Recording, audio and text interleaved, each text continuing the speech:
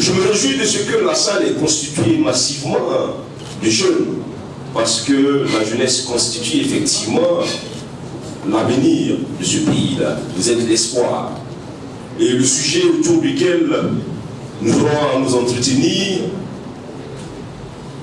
ce n'est pas par prétention que le thème a été formulé ainsi, mais c'est parce que, effectivement, il n'y a pas d'autres issues pour les pays africains que de s'embrayer sérieusement et très sérieusement sur le développement endogène. Je voudrais commencer pour rappeler un certain nombre de choses que vous connaissez, puisque ce sont des éléments caractéristiques, non seulement du Burkina, mais de façon générale, des États africains. Vous savez avec moi que en Afrique, ce qui nous caractérise très souvent, c'est l'extrême pauvreté. Se soigner, s'éduquer, se nourrir, se loger, se trouver un emploi, constitue un luxe pour bon nombre d'entre nous, alors que ça fait partie de ce que l'on considère comme étant les droits fondamentaux de l'homme. Nous avons été habitués à vivre dans l'extrême pauvreté au point où la pauvreté est admise comme une sorte de fatalité dont l'explication souvent facile, servie par les élites politiques, c'est de dire que nous disposons de peu de ressources naturelles, c'est de dire que le Burkina est un pays enclavé, c'est d'accuser la faible pluviométrie, même si on sait qu'il pleut beaucoup plus au Burkina qu'à Paris, ce qui n'est pas un frein à la production agricole dans une partie de ce pays. Mais je dois dire très rapidement que lorsque l'on décrit le Burkina par la rareté des ressources naturelles, par la faible pluviométrie, par l'enclavement, je dois dire que ce sont des éléments qui caractérisent un des pays les plus développés au monde. Il s'agit de la Suisse. Un jour, des ministres africains de l'économie et des finances, ils sont allés en séminaire en Suisse. Et le consultant leur a demandé d'indiquer quelles sont les caractéristiques d'un pays pauvre. Ce sont ces éléments qu'ils ont sortis. Et quand ils ont fini, il leur a dit, mais est-ce que vous savez que vous vous trouvez dans un pays qui concentre toutes ces caractéristiques, c'est-à-dire la Suisse. Autrement dit, l'explication ne se trouve certainement pas là-bas et vous serez d'accord avec moi. En fait, il faut savoir que l'histoire passée et actuelle du monde lui-même nous enseigne que d'autres peuples placés dans les mêmes conditions ont réalisé d'énormes progrès au plan économique, au plan social, au plan culturel. Par ailleurs, aucune théorie sérieuse portant sur le développement économique ne lie la persistance de la pauvreté dans une nation aux différents facteurs que je viens de citer. Les raisons pour lesquelles nos nations vivent dans une extrême pauvreté se trouvent ailleurs. Le président Sangoulé Lamizana aimait à dire que la Haute-Volta souffrait moins du manque de ressources naturelles que de la dureté du cœur de ses fils. Ce triste constat établi par l'ancien président continue d'être encore vrai aujourd'hui. Et si rien n'est fait, ce constat sera pire dans les années à venir. Historiquement, il est démontré que aucun peuple n'a pu atteindre un très bon niveau de progrès économique et social en se contentant de copier des modèles de développement étrangers. Comme l'avait indiqué revendiqué le président Thomas Sankara, nous devons oser inventer notre modèle de progrès économique et social. En fait, le développement endogène, c'est ce dont il s'agit finalement. Parce que le développement endogène, c'est dire que pour se développer, pour que notre nation progresse, il faut que nous envisageons le développement à partir de nos paradigmes propres, à partir de nos réalités propres. Ceux qui nous ont devancés, c'est ce qu'ils ont fait. Ceux qu'on considère comme étant des nations développées, c'est ce qu'ils ont fait. Alors, en le disant, je ne dis pas que le Burkina doit vivre de façon renfermée sur lui-même. Vous savez très bien que c'est quasiment impossible. Nous avons un peuple qui est caractérisé, en tout cas pendant longtemps, par son ardeur au travail, et nous avions une nation qui est prise de tolérance et de solidarité. Tous ces éléments semblent avoir été trahis par l'élite politico-bureaucratique. Notre nation avait atteint ou atteint un niveau de déliquescence morale au point où un homme politique très important, Arsène Boigny-Sangé, avait trouvé la formule pour dire que la morale agonisait au Burkina. Et le Kamsongen Naba, lui, il était allé très loin en disant que, en fait, on avait déjà célébré les funérailles de la morale dans notre pays. Alors, qu'est-ce qui s'est passé? Sous le fallacieux prétexte, disons-le, d'ériger un système politique démocratique de type libéral, il s'est plutôt agi pendant plus d'un quart de siècle.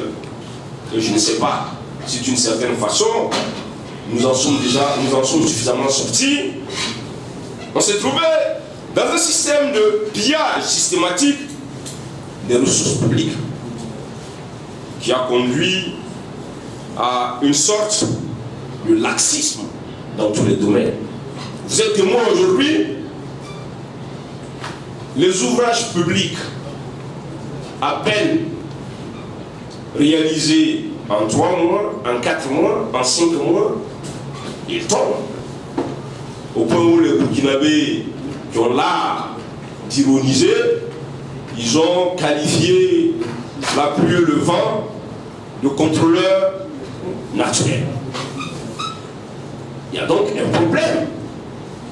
Donc un problème véritable de gouvernance. Mais il faut savoir, et je voudrais citer Montesquieu pour atterrir sur une question essentielle, c'est-à-dire le problème de notre rapport aux valeurs.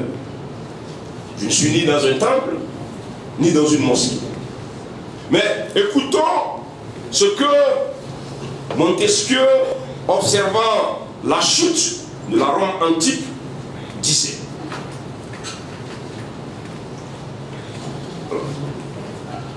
Parlons plutôt des Grecs.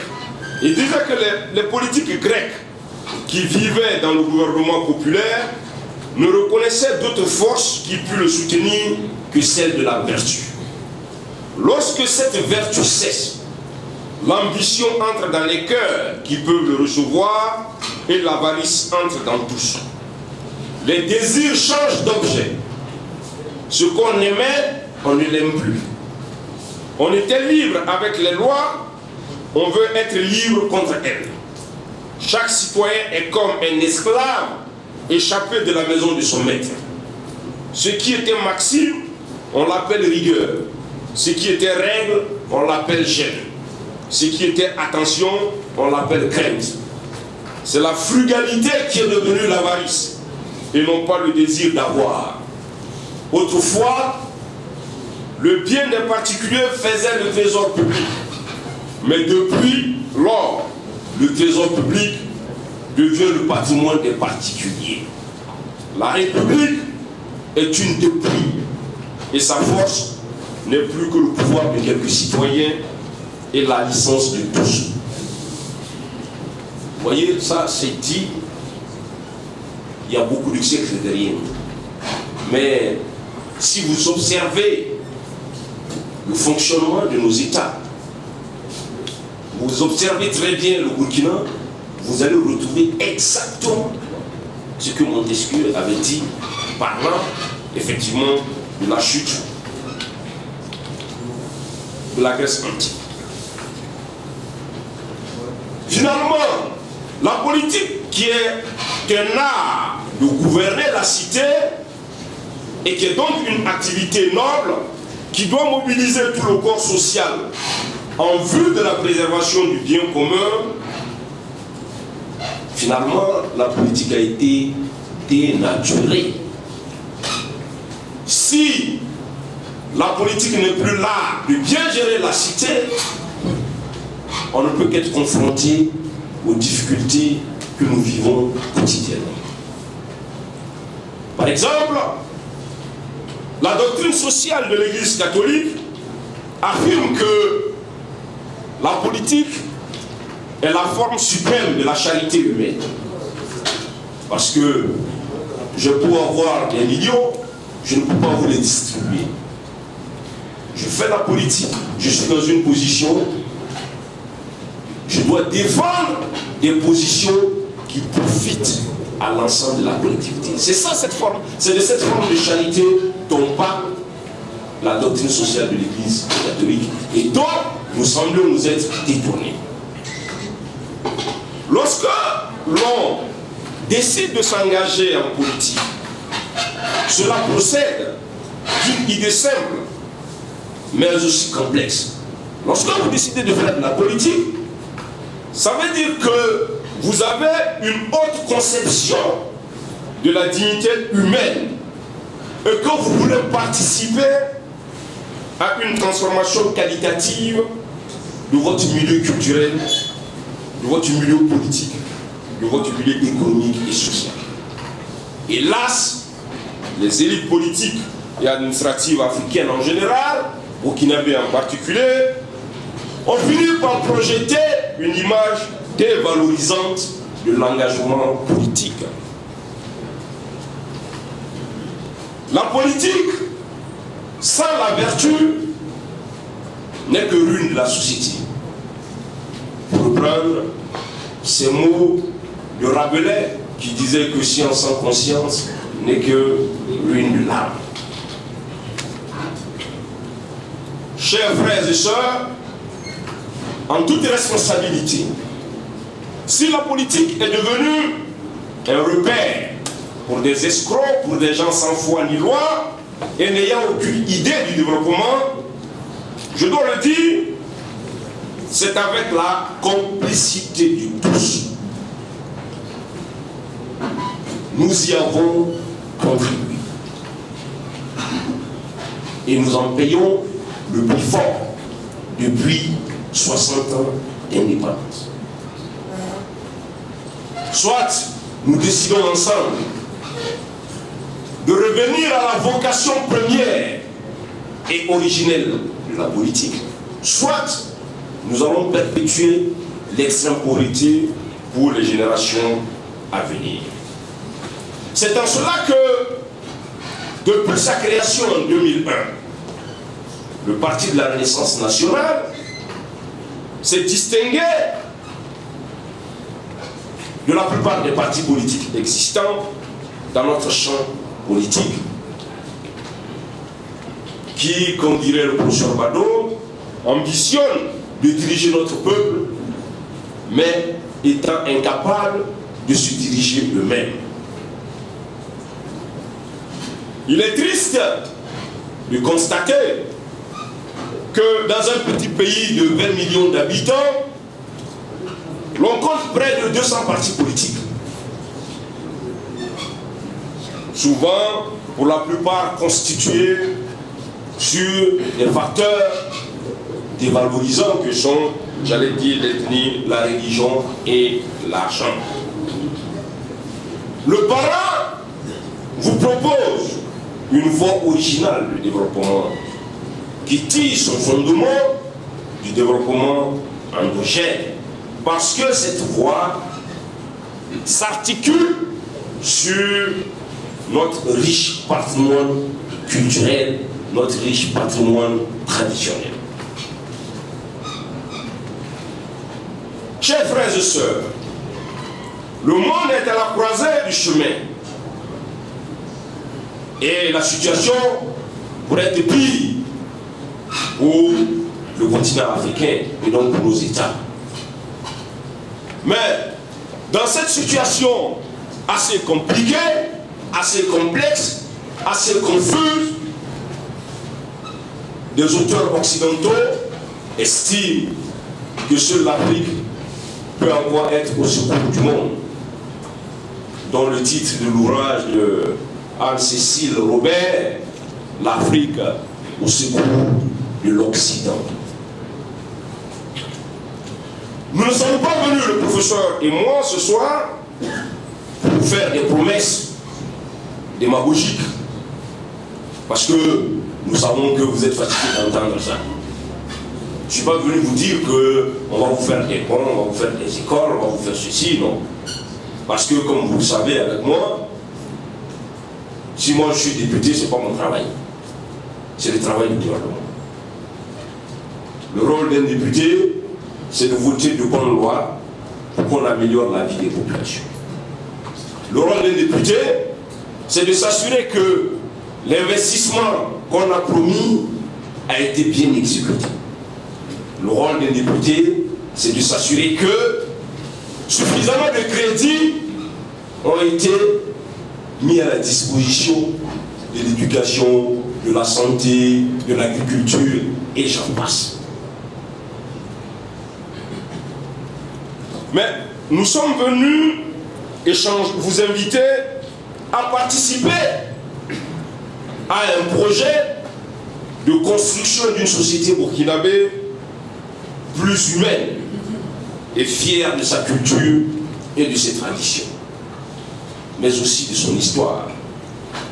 Avec vous, nous entendons construire un autre Burkina, mais pas comme l'autre Burkina de l'autre.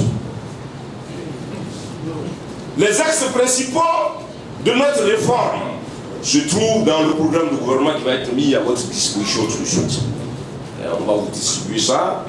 Je voudrais rapidement m'appesantir sur 3 axes. Le premier pilier, comme je l'ai indiqué depuis le début de mon propos, concerne les réformes culturelles. Il s'agit simplement pour le parent que nos valeurs culturelles positives soient le socle sur lequel il faudra bâtir le développement. C'est ça. Et ces valeurs culturelles positives, j'en citerai quelques-unes. C'est d'abord la solidarité. Vous voyez très bien notre vie communautaire, comment elle se caractérise par ce lien social très fort. J'aime à dire que si ce principe avait inspiré l'élaboration des lois, la création des institutions, il y a plein de dérives qu'on ne verrait même pas dans le pays. Or,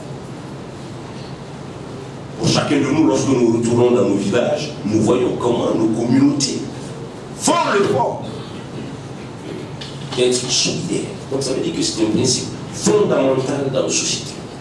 Deuxième élément, pour les plus jeunes, c'est le respect dû aux aînés. Pas que les aînés sont sans défaut,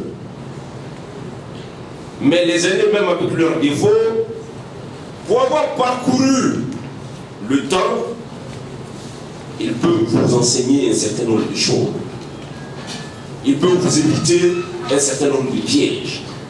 Dans tous les cas, je ne vois pas une société qui peut fonctionner sans ce respect dû aux aînés. Troisième valeur fondamentale, c'est la tolérance. Vous voyez, aujourd'hui, l'extrémisme a pris des proportions incroyables, menaçant complètement notre vivre ensemble. Or, comme je l'ai indiqué ce matin dans mon intervention, il est illusoire de croire que chaque ethnie est dans son authenticité. Penser que je suis ça, c'est des histoires. Je suis Moussi, c'est des histoires. Non. Comme je l'ai indiqué, dans le sang des Moussi, coule le sang des Peul, coule le sang des Moussi, coule le sang des Bobo. C'est parce que nous ignorons d'ailleurs que finalement, nous sommes dans cette forme de déviance qui met à mal aujourd'hui le vivre ensemble. Et les processus d'ailleurs de construction de nos communautés, on se rend compte que souvent lorsque vous arrivez dans certaines localités, ce qu'on appelle les autochtones ne sont pas en réalité les vrais autochtones. Je m'en suis rendu compte dans le cadre de mes grandes conférences. Souvent, ceux qu'on méprise ont souvent même été les premiers peuples sur ce territoire, la Haute-Volta. Et parce qu'ils ont été là, ils ont accepté que progressivement, d'autres s'ajoutent. Mais bref, je dirais que, pour reprendre ce mot d'Ambateba, c'est parce que le tapis a plusieurs couleurs qu'il est beau. Si nos parents ont admis ces principes de vie, il y a certainement, j'allais dire, de l'intérêt à le cultiver davantage. La fraternité, l'amour du travail bien fait, ce qui caractérisait d'ailleurs le voltaïque, le burkinabé, c'était ça. Quand on dit burkinabé, on dit c'est un travailleur. Mais je ne sais pas qu'est-ce qu'il en est aujourd'hui. Voilà pour ce qui concerne l'aspect des valeurs culturelles. Le deuxième pilier concerne les réformes politiques. Il est clair que pour le parent, il faut arrêter de se mentir. Il n'y a pas de modèle prêt à porter démocratique. Ça n'existe pas. Le modèle démocratique en vigueur en France n'est pas le même aux États-Unis. Ce n'est pas le même en Suède. Même dans l'espace de l'Union européenne, les modèles se distinguent.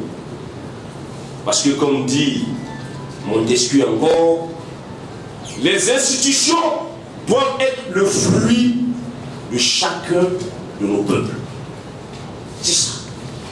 Il n'y a pas d'institution artificielle comme ça. Si vous prenez, ça ne marchera pas.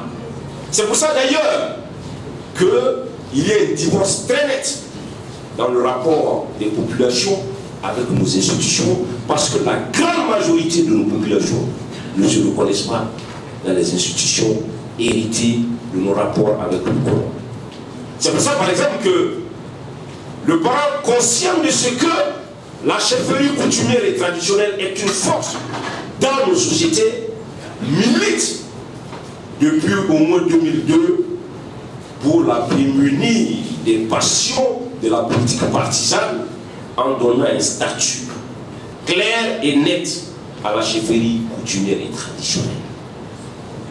Parce que il y va de l'équilibre même de notre société.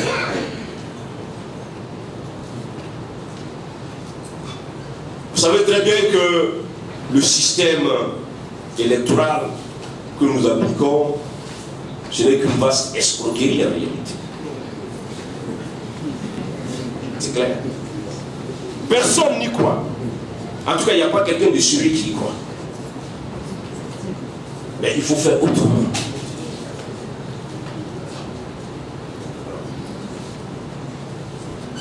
En lieu et place de ce qui existe, le parent propose ce qu'il appelle la démocratie fédérative, qui respecte finalement le droit réel électoral du citoyen à la participation à la vie publique.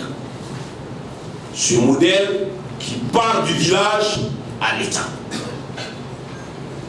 Avec le recours au suffrage universel indirect. qui a l'avantage de nous mettre en place un système démocratique qui nous coûte moins cher. C'est ça, la démocratie fédérative. Au niveau du village, les populations élisent les délégués qui vont élire les délégués communaux, les délégués provinciaux, qui eux, finalement, iront choisir le président du Faso. Ça ne coûte rien en lieu place de ce qu'on fait chaque fois, qui nous coûte des milliards. Alors que nous avons besoin de ces milliards pour développer, j'allais dire, l'économie, le social, etc., etc. Bon, il y a plein d'idées. Par exemple, le parent est très favorable à la limitation des partis politiques. Si vous n'avez pas un programme clair, vous disparaissez. C'est clair. On ne peut pas créer un parti juste pour dire votez pour moi, c'est pas ça. Ça, c'est de l'escroquerie pure et simple. D'ailleurs, j'aime bien la formule du professeur Maurice Duverger. Il dit lorsque dans un pays, le nombre de partis politiques atteint un nombre extraordinaire, comme c'est le cas au Burkina, vous êtes dans la préhistoire du multipartisme, vous n'êtes pas dans le multipartisme. C'est ça.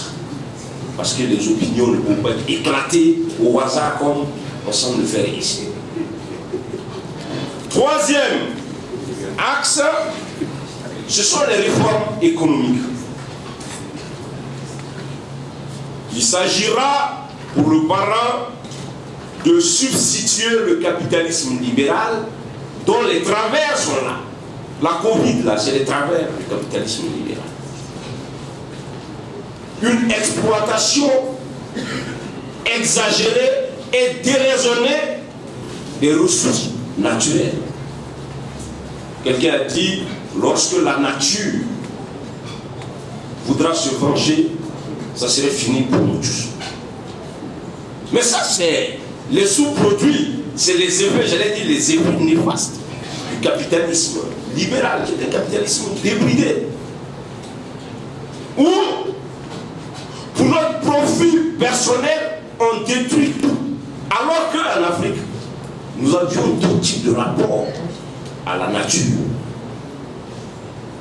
Parce que dans la conception africaine, la nature et l'homme font un. Il n'y a pas d'opposition. L'Africain n'exploite la nature que pour ses besoins fondamentaux. Il y a une sorte de génie là-dedans qu'il faut trouver les moyens de transposer à l'échelle d'un État moderne au risque de compromettre durablement l'avenir de nos nations. Dans le capitalisme populaire, quelques individus ne détiendront plus le capital à eux seuls. L'idée, c'est de faire de chaque citoyen un actionnaire de tous les grands projets. Le professeur en parle depuis une quarantaine d'années, on en rit, mais je dois vous dire ici que c'est expérimenté dans les grandes nations comme la France. Voilà. Nous allons tous être actionnaires pour les projets d'industrialisation de notre pays. On veut construire les rails. Nous tous, on est actionnaires. Le bien devient une sorte de propriété collective, mais pas au sens communiste du terme. Il y a une nuance véritable. Mais il s'agira aussi, au plan économique, de faire prévaloir le primat du national. Ça, c'est un véritable problème. Nous sommes un rare pays où notre économie est autant extravertie. Aux étrangers, ils viennent, ils placent leur argent, ils se font des profits et s'en vont. Un homme d'affaires m'a dit, il y a quelque temps, il travaille dans les domaines des carrières et que son directeur général est d'un des pays je ne veux pas citer parce qu'on pourrait le reconnaître, un pays africain. Son directeur général lui a dit, il faut que tu ailles partager ton expérience dans mon pays. Parce que nous, on ne connaît pas ça. Mais on a beaucoup de carrières. Donc ici, ils sont allés. Lorsqu'il est allé dans le bureau qui s'occupe de ça, on lui a dit, mais tu es de quel pays? Il a dit non, qu'il est burkinabé. On dit, ah, non, ce secteur-là, on ne veut pas voir un étranger dedans.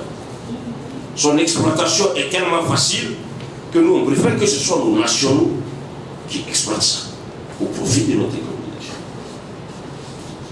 C'est quand même important. Aujourd'hui, notre économie est pratiquement dans les mains des autres, qui peuvent nous prendre même en otage. Donc, nous pensons que si l'option de l'actionnariat populaire, on devrait ne pas y aller tout droit, mais ici et maintenant, au moins que nous donnons l'avantage. Vous voyez très bien que notre or est essentiellement exploité par des compagnies étrangères. Alors que la Constitution dit que les ressources naturelles appartiennent au peuple. On prétexte que ça coûte cher.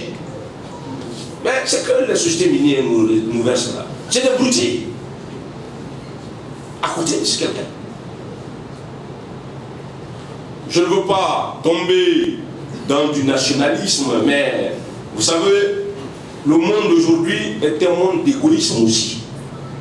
Si nous voulons donner de l'emploi à nos enfants, il faut qu'on commence à penser autrement. Enfin, je vais me limiter à cela.